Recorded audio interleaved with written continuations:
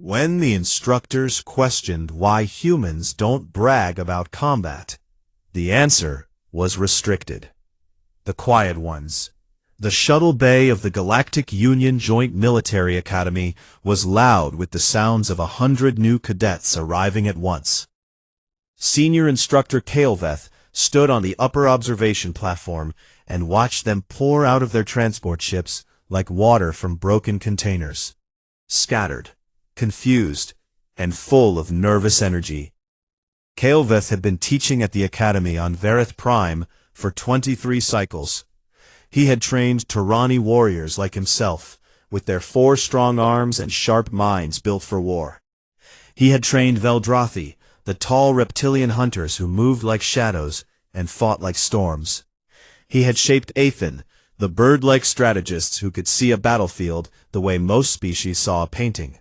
He had even survived training the Dorvani, those massive heavy-gravity brutes who could punch through a ship's hull with their bare fists. He knew warriors. He understood them. Every species that came through his academy carried war in their bones in a way he could read, like words on a page. But today, 4 humans walked off the shuttle, and Kael'Veth could not read them at all. They were small. Not Athen small, but small in the way that made you wonder how they survived on their own planet. No claws, no armored skin, no extra limbs. Their eyes were forward-facing, which usually meant predator, but everything else about them said prey. They carried their bags quietly, spoke to each other in low voices, and looked around the shuttle bay with calm, polite interest. One of them, a tall female with dark skin and short hair, even smiled at a Dorvani cadet who was twice her height and 4 times her weight. The Dorvani looked confused by the smile. So did Kael'Veth. Humans were rare at the Academy. This was only the 8th time in its history that human cadets had been accepted, and Kael'Veth had never personally trained any. He had read the basic briefings. Humans came from a midweight planet called Earth. They were carbon-based, oxygen-breathing, and had joined the Galactic Union about 40 standard cycles ago. Their files said they were adaptable and socially cooperative. It read like the profile of a harmless species, the kind that joined the Union for trade and protection, not for military partnerships. And yet, they had passed the combat qualification exams. All 4 of them. That alone was unusual. Most species sent dozens of applicants, and only a handful passed. Humans had sent 4, and all 4 had qualified. Kael'Veth had tried to look at their qualification scores. He wanted to know what these small, soft creatures had done to earn a place among the galaxy's finest warriors. The file was locked. Not just locked, restricted. The classification stamp on it was one he had never seen before in his entire career. Anthro 7 restricted. He had looked up what Anthro 7 meant, and found that it required authorization from the Galactic Security Council itself. That was the same level of classification used for planet-killing weapons and extinction-level biological threats. For 4 cadets' test scores. He had filed it away as a bureaucratic error and moved on. There were more important things to deal with today. The evening of the first day brought the recitation of valor, and this was where Kael'Veth expected to finally understand his new students. The recitation was one of the Academy's oldest traditions. Each species' cadets would stand before the full cohort and share a tale of their people's greatest battles. It was not just storytelling. It was identity. When a Turani spoke of the Hive Wars, everyone in the room understood what the Turani were made of. When the Veldrathi sang their hunting songs, you could feel the predator in their blood. War stories were the language of warriors, and the recitation was how you introduced yourself. The Great Hall was full. Cadets sat in species groups, their different bodies making the room look like a garden of strange and dangerous shapes. Kael'Veth stood at the front and called each group forward. The Turani went first. 3 cadets stood and recited the fall of Hive Cathara in perfect unison. their forearms moving in ritual patterns as they described the siege that lasted 9 years. The room listened with respect. The Veldrathi followed. A young hunter named Reshka told the story of the Crimson Hunts, when her ancestors tracked and killed the great tunnel serpents that had threatened to consume their civilization. Her voice rose and fell like music, and several cadets stomped their feet in approval. The Dorvani were next. A cadet called Bram stood, and the floor shook slightly under his weight, and described how his great-grandfather had broken through the walls of the fortress with nothing but his body and his rage. The Dorvani did not have poetry. They had volume.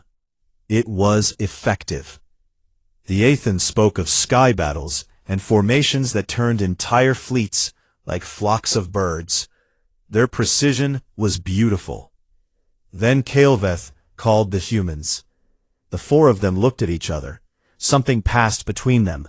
Not words, not signals, just a look. The tall female stood. Kael'veth checked his notes. Her name was Marin Okafor. She walked to the front of the hall. Every eye in the room was on her. She was the smallest person who had stood at that podium all evening. She had no armor, no ceremonial marks, no war paint. She wore her plain academy uniform and stood with her hands at her sides. The room waited. Marin looked out at the faces of 40 different species and said, in a clear and steady voice, "We are honored to be here. We look forward to learning from all of you." And she sat down. The silence that followed was not the respectful silence that had followed the other recitations. It was the confused silence of people who had expected a meal and been given an empty plate. Then the whispers began. The Veldrathi cadets hissed to each other. The Dorvani snorted. Even the polite Athen tilted their heads in that way that meant they were puzzled. A Turani cadet near the front, a sharp-eyed young male named Chevron, turned to his companion and said, loud enough for others to hear, "They have nothing. They are empty." Kael'veth watched the humans. They sat together in a tight group, their faces calm and unreadable. She did not look embarrassed. She did not look afraid. She looked like someone carrying something heavy that she had chosen not to put down. That night, Kael'veth sat in his office and submitted a formal request to unseal the human cadets' combat records. He used his full authority as a senior instructor and cited the need to properly assess and train his students. The reply came back in 4 minutes. Denied. The message included a flag he had never received in 23 cycles of service. Anthro 7 restricted. Disclosure requires Galactic Security Council authorization. Do not repeat this request. Kael'veth stared at his screen for a long time. He had trained cadets from species that had conquered star systems. He had reviewed the combat records of civilizations that had fought wars lasting centuries. None of them had ever been classified above standard military clearance. But 4 quiet humans who smiled at strangers and refused to tell war stories. Their records were locked behind the same wall that guarded the secrets of weapons that could end worlds. Kael'veth turned off his screen and sat in the dark. Something was wrong. Or something was very, very right. He intended to find out which. When the instructors questioned why humans don't brag about combat, the answer was restricted. Cracks in the silence.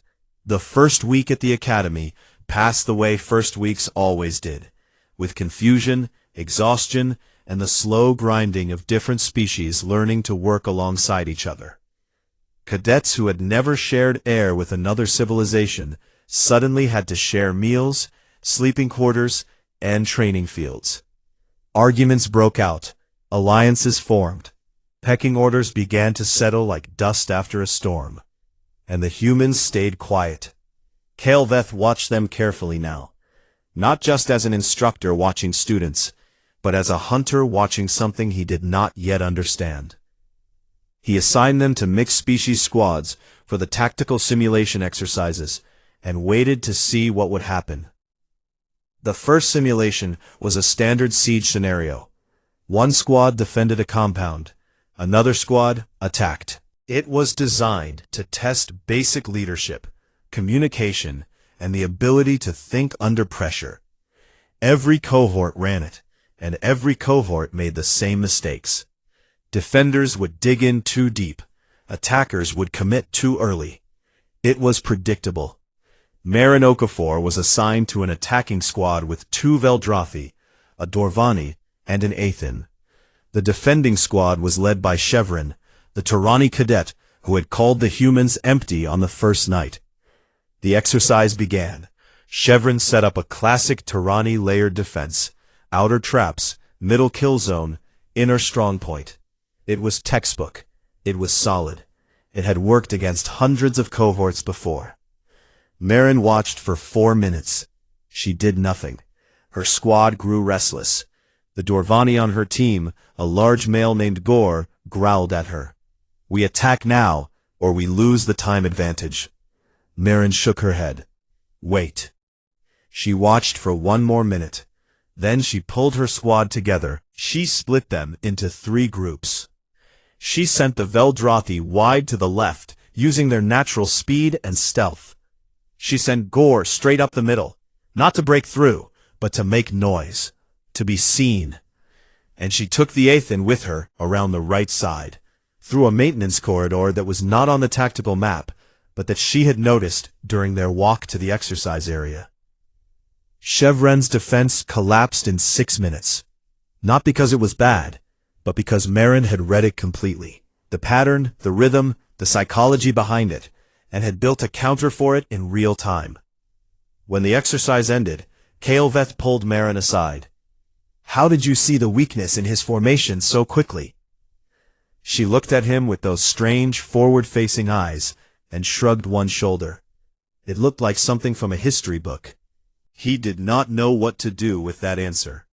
The second crack appeared during hand-to-hand combat training. The Academy taught a standardized fighting system that combined techniques from a dozen species. It was efficient and fair.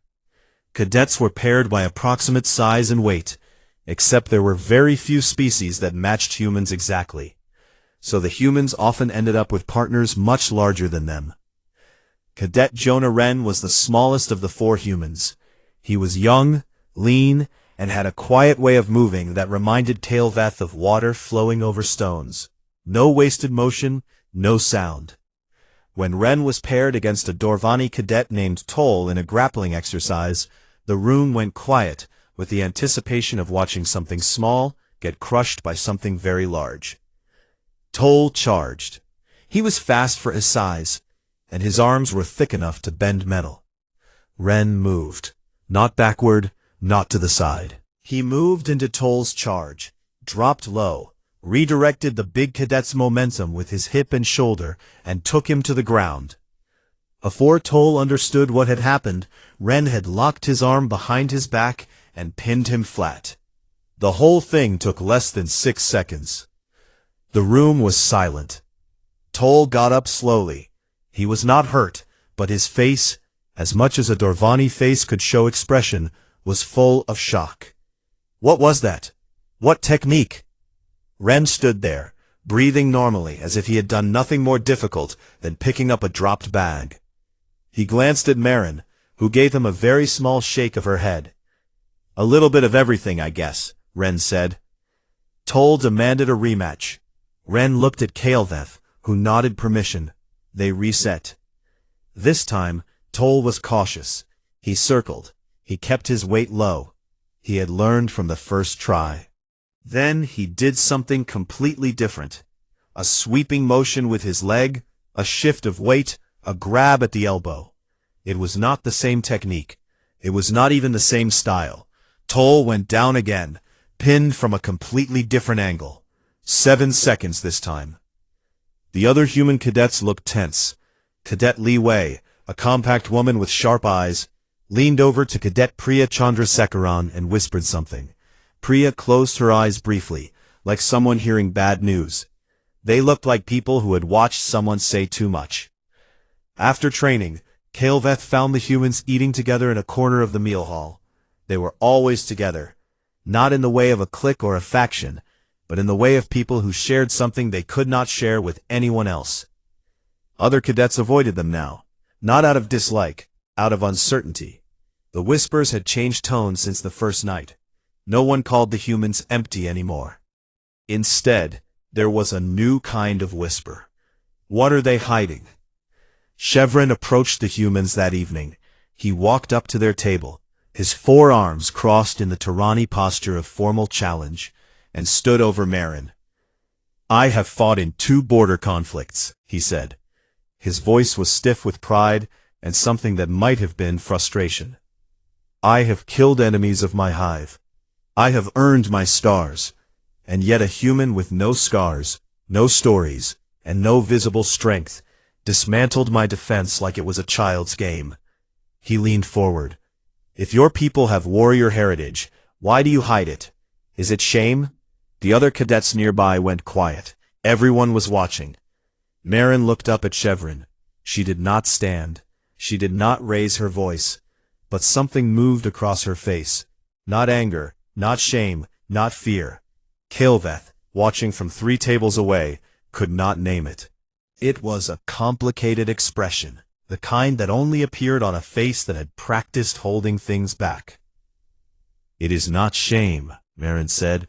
Her voice was soft, but clear enough to carry. It is that we promised ourselves we would stop keeping score. Chevron stared at her.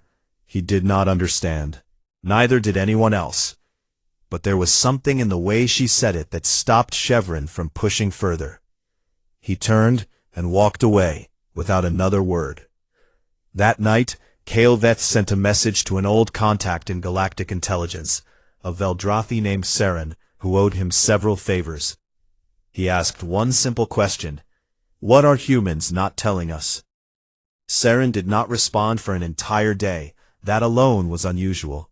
Saren was the type who answered messages within the hour, often with more information than you asked for.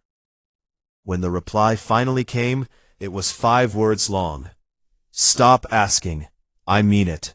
An hour later, a second message arrived. This one was formal, stamped with Galactic Intelligence letterhead. Your inquiry has been logged. No further investigation is authorized at your clearance level. This is not a suggestion. Kael'Veth read both messages twice. Then he deleted them, because the formal one had quietly suggested that he do so. He did not sleep well that night. In 23 cycles, no one had ever told him to stop asking questions about a student. No one had ever needed to. 3 days later, the nighttime patrol exercise took his unease and turned it into something deeper. The exercise was simple. Squads moved through the station's wilderness biome, a large artificial environment filled with forests, rivers, and rough terrain, and established a camp. Training drones would simulate enemy attacks at random intervals to test alertness and response. He wanted to see the humans in a less controlled environment. The attack came at the deepest hour of the night. Drones swept in from 3 directions, fast and loud, flooding the camp with noise and simulated weapons fire.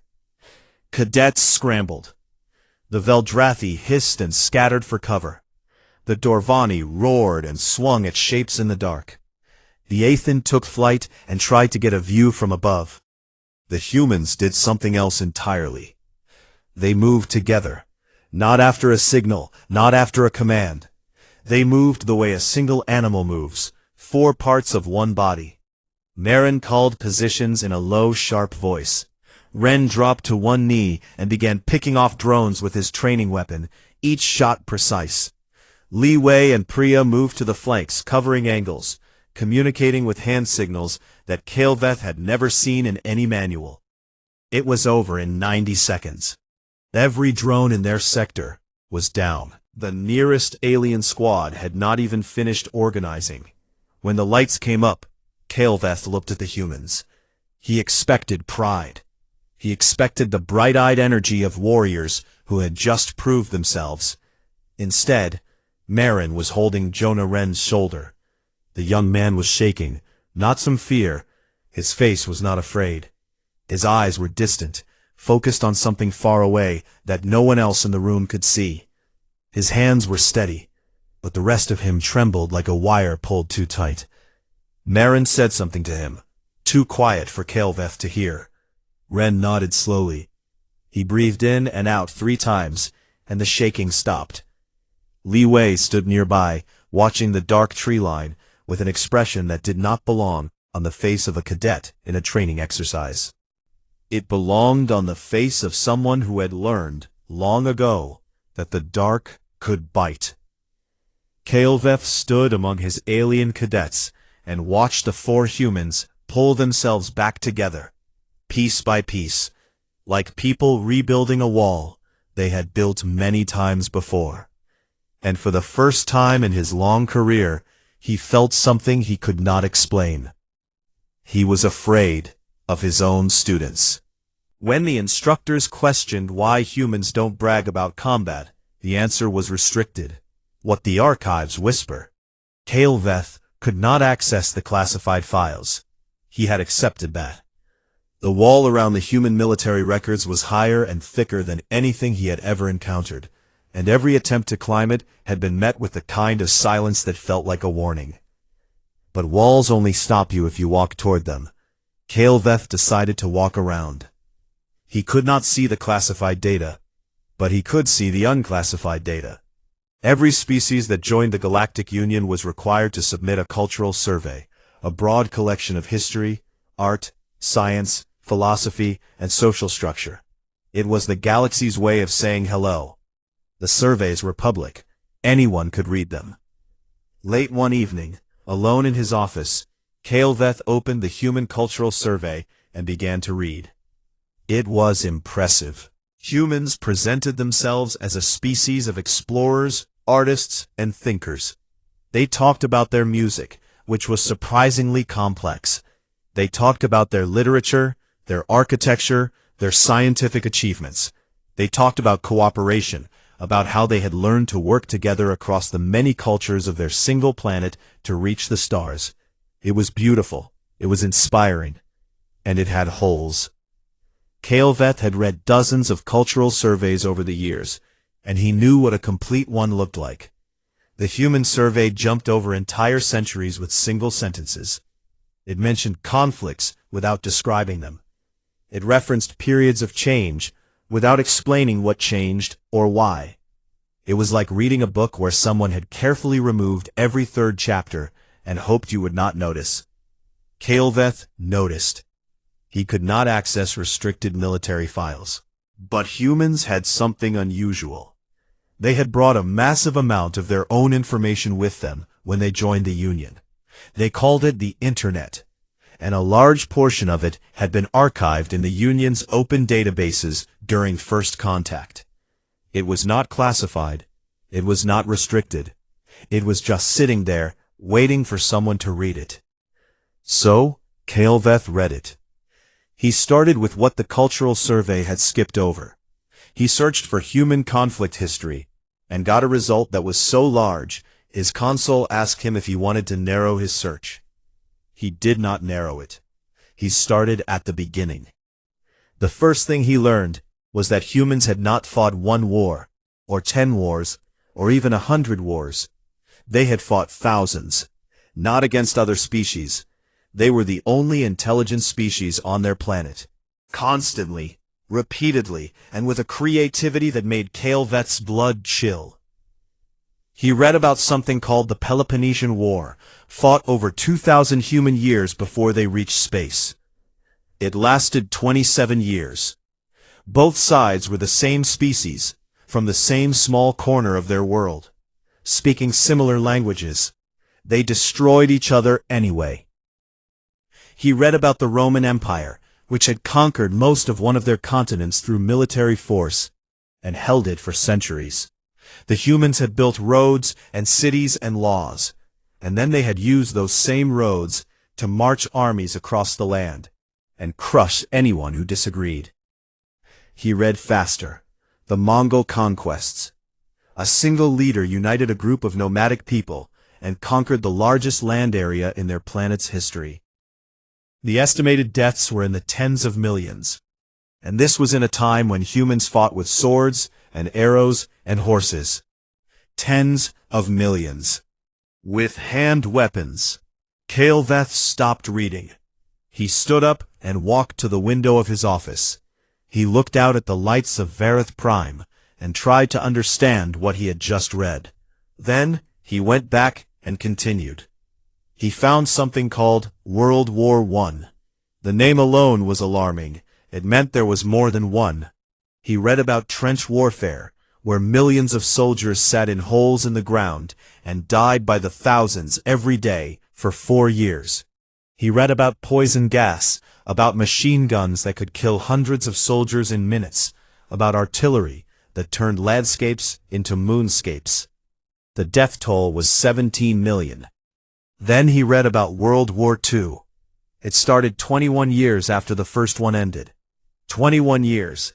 An entire generation of humans had seen the most terrible war in their history, and then their children started a worse one. This war spread across almost their entire planet. It killed between 70 and 85 million of them. Kael'Veth read that number 3 times because he was certain it was a translation error. It was not. He read about the bombing of cities, not military targets, cities, filled with civilians. Humans had burned their own cities to ash with their own people inside as a strategy. They had a name for it. They called it strategic bombing. They had turned destruction into a science. And then he found the nuclear weapons. Kael'Veth was a military instructor. He understood weapons. He understood the concept of escalation, of building a bigger stick than your enemy. Every species did it. But what he read next went beyond anything in his experience or imagination. Humans had split the atom, the basic building block of matter, and turned it into a bomb. They had used it, twice, on their own cities. Each bomb killed tens of thousands of people in seconds, and left the land poisoned for generations. And then, instead of being horrified enough to stop, they built more. They built thousands more. They built bombs so powerful that a single one could destroy an entire city. And they built enough of them to destroy their whole planet several times over. And here was the part that made Kael'Veth sit in the dark and stare at nothing for a long time. They did not use them again. Instead, they pointed these weapons at each other and said, "If you attack me, I will destroy everything. You will destroy everything. We will all die." And this was their strategy for peace. They called it mutual assured destruction, and they had maintained it for decades. They had kept themselves alive by promising to kill everyone if anyone stepped out of line. Kael'Veth's hands were shaking, all 4 of them. He kept going, because now he could not stop. He found tactical doctrines. Guerrilla warfare, how to fight a larger, stronger enemy by hiding among civilians, attacking supply lines, and destroying the enemy's will to fight. Scorched earth, how to destroy your own land, your own food, your own cities, so the enemy could not use them. Psychological operations, how to break an enemy's mind without ever touching their body. He found something called total war, which meant turning every part of a civilization, farms, factories, schools, hospitals, everything, into a tool for destroying the enemy. Not just their army, their economy, their culture, their will to exist. He found counterinsurgency, siege warfare, biological weapons, chemical weapons, carpet bombing, drone strikes, cyber warfare, information warfare. Each one was a new way to hurt, to break, to destroy. Humans had not just fought wars.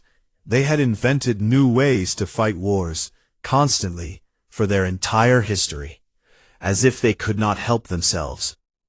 Every tactic the Academy taught, every strategy, every doctrine, every clever trick that had been developed by 40 different civilizations over thousands of years, humans had invented independently. most of them centuries ago, some of them thousands of years ago. Kael'Veth closed his console. The office was dark. The lights of Varath Prime glowed softly through the window, peaceful and distant. He understood the classification now. The Anthro 7 restriction on the human files was not there to protect the human's reputation. It was not there to hide some shameful secret. It was there to protect everyone else. Because if the galaxy's other species saw what humans had done, truly saw it, in full detail, they would be terrified, not just of what humans were capable of, but of what they might learn from them. Every war the Union species had fought was a survival war. Against predators, against harsh worlds, against a rival species that wanted their land. Those wars had a logic. They made sense. They ended when the threat was gone. Human wars did not end. They evolved. Humans fought themselves with the full fury and intelligence of a species that perfectly understood its enemy, because the enemy was a mirror. Every weakness, every fear, every clever trick, both sides knew it all, because both sides were human. It was an arms race against yourself, and it never, ever stopped. Kael'Veth pulled up Marin Okafor's personal file, the unclassified portion. Hometown, Lagos, Nigeria. Family, 2 parents, 3 siblings. Hobbies, painting, distance running, cooking for friends. A girl who painted landscapes and cooked for her friends had come from a species that had invented nuclear weapons and pointed them at their own children as a strategy for survival.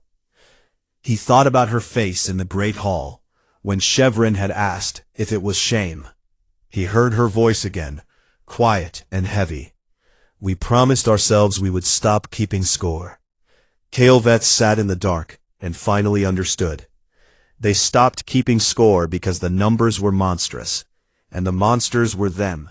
And the most frightening part, the part that made his 4 hands grip the edge of his desk until his joints ached, was that the monsters had looked in the mirror, seen what they were, and chosen to be something else. He did not know if that made them the bravest species in the galaxy or the most dangerous. He suspected it was both. When the instructors questioned why humans don't brag about combat, the answer was restricted. The breaking point. The decommissioned station Kareth 6 hung in orbit like a dead animal floating in dark water. It had not been used for anything important in years, which made it perfect for boarding drill exercises. The Academy sent cadets there to practice moving through tight corridors, breaching sealed doors, and working in the uncomfortable silence of space, where no one could hear you scream. 46 cadets and 3 instructors boarded the station that morning. Kael'Veth was one of the instructors. He had run this exercise many times before. It was safe. The station was old and ugly, but it was stable.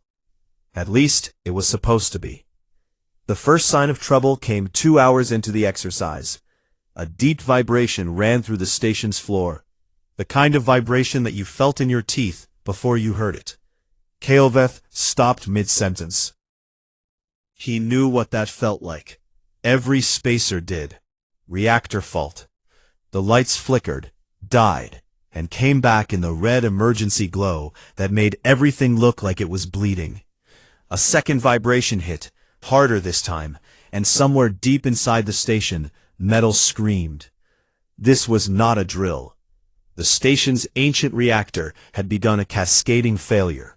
Power systems were shutting down in sequence, like dominoes falling in a line.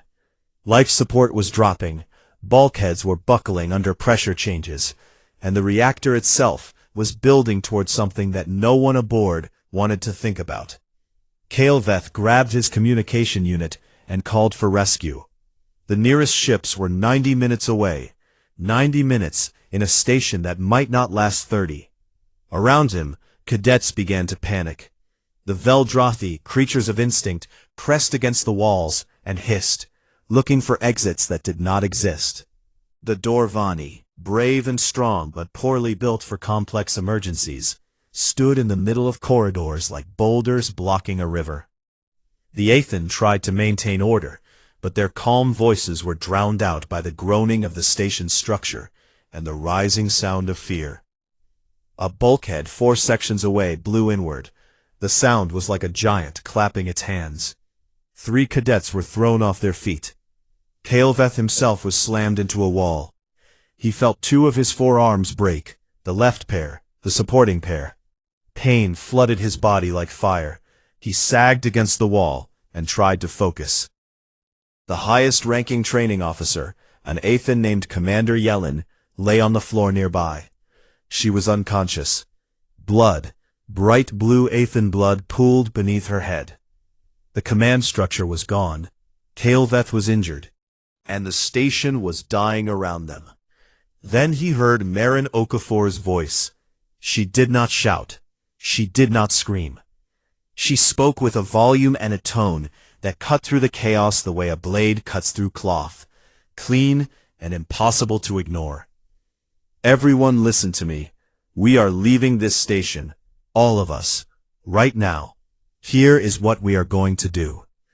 She had appeared from somewhere in the red-lit corridor, her face calm and focused, in a way that had nothing to do with courage, and everything to do with something much older and much harder. She had already assessed the situation. Kael'Veth could see it in her eyes. She had looked at the damage, calculated the risks, mapped the exits, and built a plan before anyone else had finished being afraid. Within 2 minutes, she had organized the cadets into 3 groups. She divided them by species, but not randomly. She had sorted them by physiology. The Veldrothi, who could tolerate low oxygen better than most, were sent along a corridor where life support was failing. The Dorvani, who could survive pressure changes that would kill smaller species, were directed through a section with compromised hull integrity. The Athen and the Turani, including Kael'Veth, were guided through the most stable route. She did all of this from memory. She had walked through this station once, hours ago, and she had mapped it in her head. Jonah Wren moved through the groups with a medical kit. He knelt beside the injured, one after another, his hands steady and quick. He set bones, sealed wounds, and spoke to each cadet in the same low, calm voice. A Veldrothi with a deep cut across her arm looked at him with wide, frightened eyes. Wren held her gaze and said, "You are going to be fine. I need you to keep pressure here. Can you do that?" He moved on. Li Wei and Priya Chandrasekharan had gone toward the reactor. Kael'Veth did not know this at first. He found out later that the 2 humans had looked at each other, had a conversation that lasted less than 10 seconds, and had run toward the one part of the station that everyone else was running away from. They carried tools from the emergency lockers and a knowledge of engineering that was not in any academy manual. The reactor needed to be vented manually. The automated systems were dead. If it was not vented, it would breach, and everything within 200 meters would cease to exist in a very bright, very brief moment. Li Wei and Priya reached the reactor room and went to work. They moved fast and without hesitation, rerouting power conduits and opening manual valves with their bare hands on metal that was hot enough to burn. Meanwhile, in the main corridors, the evacuation was moving, but not fast enough. A Veldrothi cadet, a young male, barely past his first hunt, had frozen. He was crouched in the middle of a critical corridor, blocking the path for 12 cadets behind him. His eyes were wide, and his body was rigid with the paralysis that comes when fear overloads the brain. Other cadets shouted at him. A Dorvani tried to push past. The corridor was too narrow. Marin arrived. She stepped in front of the Veldrothi and knelt down so her face was level with his. Kael'Veth was close enough to watch. Her eyes changed. Not with anger, not with pity. They changed with something that Kael'Veth had never seen before in a being her size. It was authority. The deep kind. The kind that comes not from rank or title, but from something inside that knows, with absolute certainty, what needs to happen and what it is willing to do to make it happen. "Look at me," Marin said. The Veldrothi looked. You are a hunter. Your body knows how to move. I need you to stand up and walk forward. You will do this because the people behind you need you to. Stand up now." The Veldrathi stood up. He walked forward. 12 cadets moved through the corridor behind him. The station shook again. A section of ceiling collapsed 2 corridors away. Someone screamed. In the reactor room, Li Wei and Priya had almost finished the manual vent. Almost. But the last valve was on the far side of a bulkhead that was failing. Air was hissing out through widening cracks, and the corridor beyond it was losing atmosphere fast. Li Wei looked at the valve. She looked at Priya. She said, "I will go. Get the bypass ready." Priya grabbed her arm. "The moment that bulkhead goes, you lose pressure. Then be fast." Li Wei crossed through the bulkhead and sealed it behind her. On the other side, she could hear the air thinning. She could feel the cold, the deep, pulling cold of space, leaking in through cracks in the station's skin. She reached the valve and began to turn it. It was stiff. Her hands were burned, and the metal was fighting her. She pulled harder. Her vision was starting to blur at the edges. Oxygen was dropping. On the other side of the bulkhead, Priya was working the bypass, with hands that moved like they were controlled by a machine. She rerouted circuits, jumped connections, and swore under her breath in 2 languages. The valve turned. The reactor vented. A deep shudder ran through the station as the pressure equalized and the cascading failure slowed, then stopped. The station was not going to explode. But Li Wei was still on the wrong side of the bulkhead. 4 minutes. It took Priya 4 minutes to rig the bypass that would allow the bulkhead to reopen. During those 4 minutes, Li Wei sat on the cold floor with her back against the wall, breathing air that was becoming less and less like air with each passing second. She did not bang on the door. She did not scream. She pressed her hand flat against the metal and waited.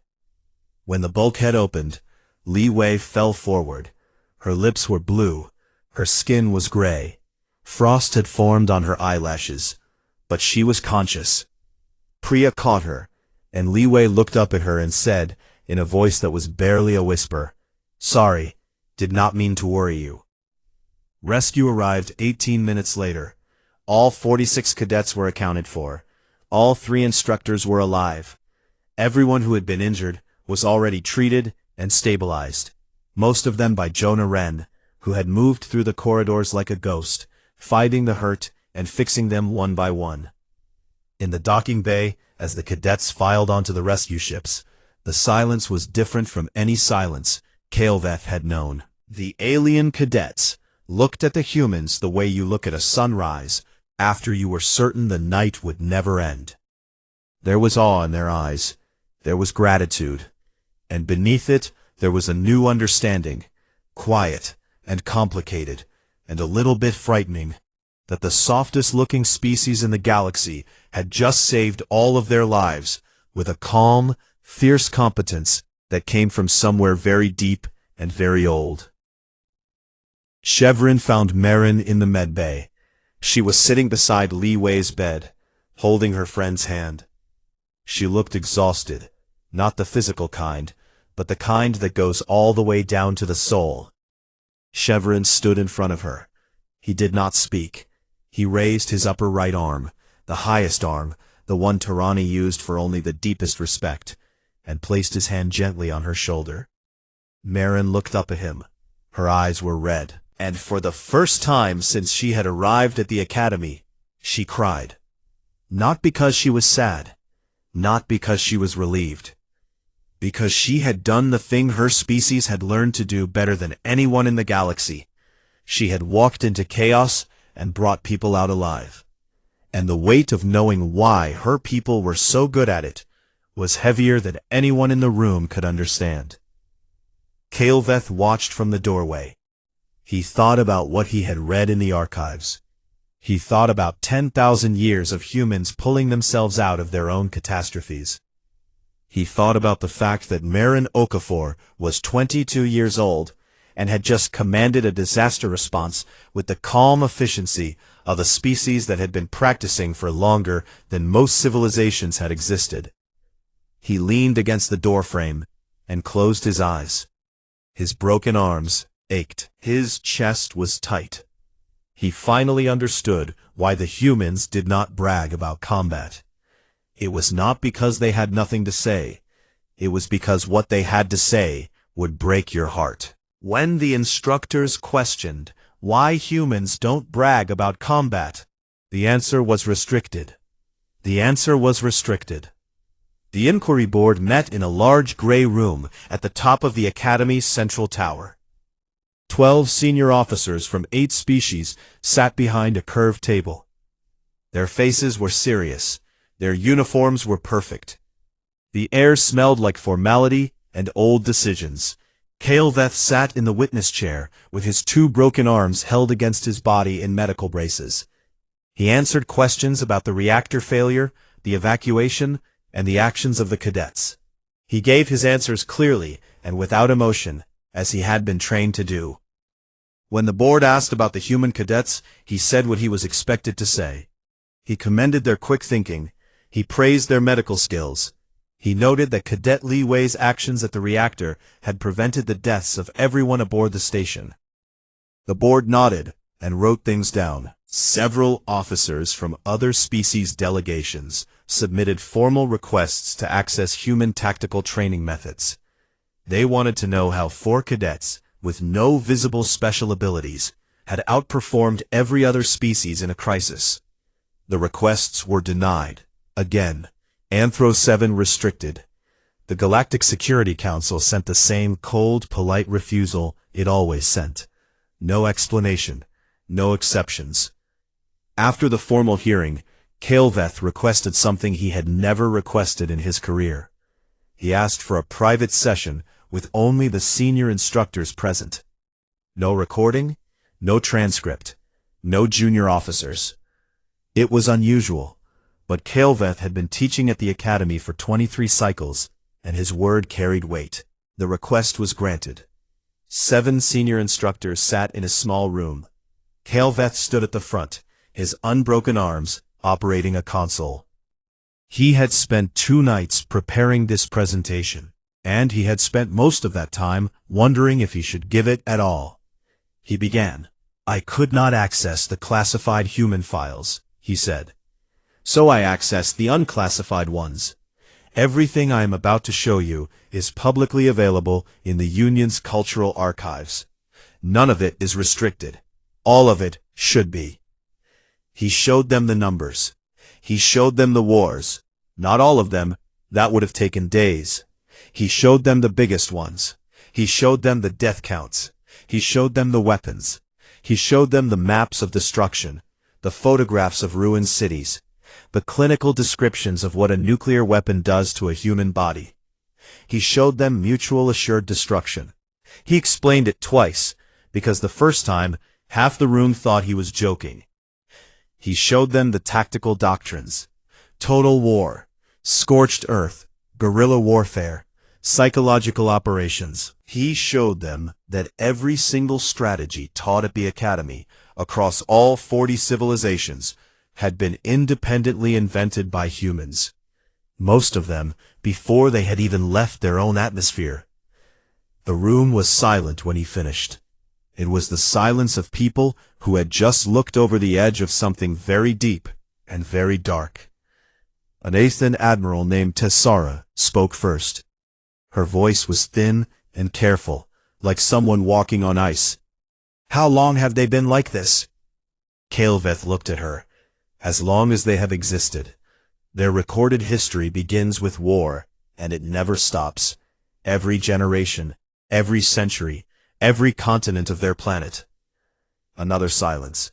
A Dorvani general shifted in his seat, and the chair groaned under him.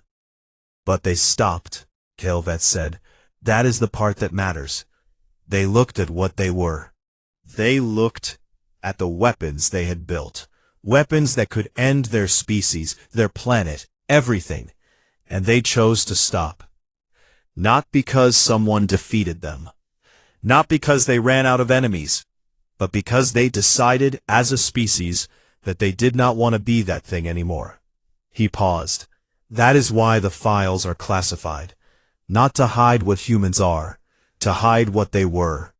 Because what they were is the most dangerous thing this galaxy has ever produced. And what they chose to become is the most hopeful. He turned off the console and sat down. No one spoke for a long time. Later that evening, Kael'Veth walked through the academy alone. His arms ached. His mind was heavier than his body. He found himself wandering toward the observation deck on the station's outer ring. A long curved room with a wall of windows that looked out into the stars. Marin Okafor was already there. She sat on the floor with her back against the window, her legs stretched out in front of her, her face turned toward the dark. She was alone. She looked like someone who had been alone for a while and was comfortable with it in the way that only people who carry heavy things learn to be comfortable. Kael'Veth hesitated. Then he walked over and sat down beside her. His body protested. Tarani were not built for sitting on floors, but he managed. For a long time, neither of them spoke. The stars turned slowly outside the window. I read your history, Kael'Veth said finally. Marin did not look surprised. She nodded, very slightly. The unclassified parts, he added. The unclassified parts are enough, she said. Another silence. Then he asked the question that had been building inside him since the first night, since the recitation of valor, since he had watched 4 quiet humans refuse to tell their stories. Why do humans not brag about combat? Marin was quiet for a moment. When she spoke, her voice was soft, and she chose each word as if she were placing stones to cross a river. Every species here has a story about the enemy they defeated. The great predator, the rival species, the hostile world. You fought to survive, and you celebrate that survival. You should. Those are good stories. She turned her head and looked at him. Her dark eyes reflected the starlight. Humans do not have an enemy species. We were always the most dangerous thing on our planet, from the very beginning. Nothing hunted us for long. Nothing challenged us for long. The only enemy we ever truly fought, the one that nearly destroyed us, over and over, century after century, was ourselves. She looked back at the stars. Our wars were not survival stories. They were failures. Every battle we ever fought was a mirror, and we hated what we saw in it. Kael'Veth was quiet. He let her words settle. We do not brag about combat, Marin said, because you cannot brag about beating yourself up. You can only be grateful that you survived it, and you can try, every single day, to be better than the thing you were. The stars moved slowly past the window. Somewhere in the station, cadets were sleeping. Somewhere, Li Wei was healing. Somewhere, Jonah Ren was lying awake, staring at a ceiling, managing the ghosts that lived in the blood of his species. Kael'Veth asked one more question. Why are the files restricted? Marin almost smiled. It was a sad smile, the kind that knows too much. Because the Council ran the projections. If the other species studied how humans fight, truly studied it, the psychology, the total war doctrine, the nuclear strategies, the insurgency and counterinsurgency, the way we turned every single piece of our own civilization into a weapon, they would learn things they cannot unlearn. She paused. We gave the galaxy faster-than-light theory. We gave it medicine and music and art. We will not give it the things we did to each other. Some knowledge should stay buried. She looked at him directly now. The restriction is not a punishment, instructor. It is a gift. From us to everyone. The only war trophy worth keeping is the war that never happens. Kael'Veth sat with that for a long time. The observation deck was silent, except for the soft hum of the station's systems and the beating of his own heart. Weeks passed. She returned to training, with a thin scar across her collarbone, and the same quiet focus she had always carried.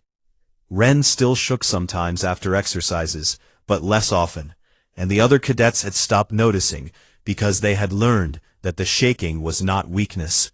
It was the cost of carrying what humans carry. 2 more human cadets arrived, transfers approved after the Carat 6 incident. The Academy had decided, quietly, that more humans might be a good thing. The new cohort orientation brought another recitation of valor. Kael'Veth stood at the front of the Great Hall and watched species after species stand and share their battle stories. The Taurani sang of their hive victories. The Veldrathi hissed their hunting songs. The Dorvani shook the floor with tales of fortress walls broken by bare hands. Then Kael'Veth called the humans. 6 of them now. They stood together. Marin stepped forward to the podium. The hall went completely quiet. Every single cadet in the room knew what had happened on Carat 6. They knew what the humans had done. They expected a story now.